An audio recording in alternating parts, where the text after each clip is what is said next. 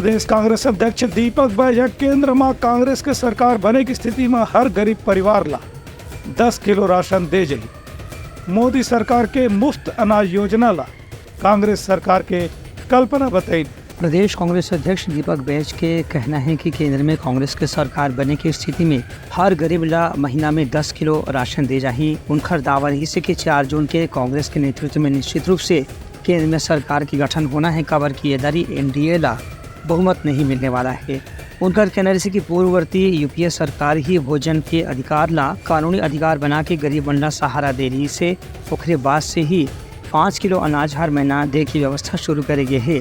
उनका कहना है कि कांग्रेस सरकार की नीति ला मोदी सरकार भी लागू करत है।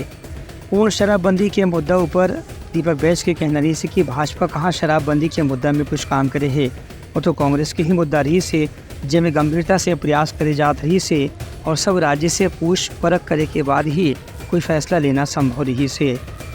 ब्यूरो रिपोर्ट उत्लंघा न्यूज़।